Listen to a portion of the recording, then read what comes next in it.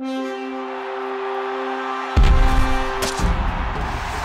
Adam Anshel for Pro Football Weekly with a positional analysis of the quarterbacks in this year's draft. It's presented by Verizon Fios. I'm joined by our draft expert, Nolan Naraki. Nolan, we've heard a lot about quarterbacks during the year. Mainly, Andrew Luck was likely the surefire #1 overall pick. He's not even in the draft this year, yet we're still hearing maybe 4, 5, 6 quarterbacks going in the first round. Overall, as a class, how would you rate the quarterbacks?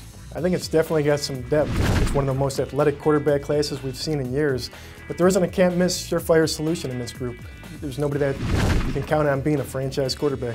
We do know that there's probably going to be a couple guys going top 10 picks. I mean, we've heard maybe first overall, so somewhere in that range. Tell us about Blaine Gabbert and Cam Newton, kind of how they fit in. I think they got all the physical talent you can want. They got great arms, they got the size, they got the athletic ability. The big question with Gabbert is the experience. You know, he's only started there for 2 years, and he's been inconsistent.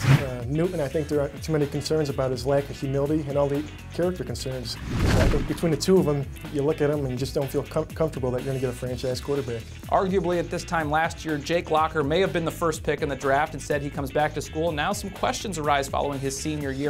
What do you see with him?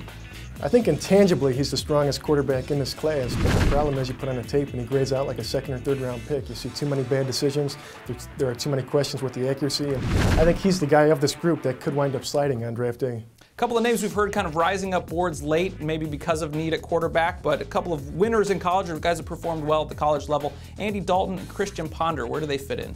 I think they're both going to be top 50 picks. They both have a chance to fit into the first round. You know, they're West Coast quarterbacks. They don't have great arm strength, but they're solid, they're safe, and I think they're going to get pushed up for that reason.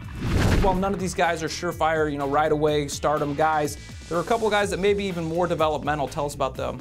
Iowa's Ricky Stanzi and Nevada's Colin Kaepernick. I think the two of them have a lot of starting experience. They've played a long time. The question with Stanzi is the arm strength. I think Kaepernick's got to adapt out of that pistol offense that he ran. But, they both have solid developmental potential and they could become starters in time. I think there's one guy that really is maybe more intriguing than anyone else, the wild card of the bunch, Arkansas's Ryan Mallett.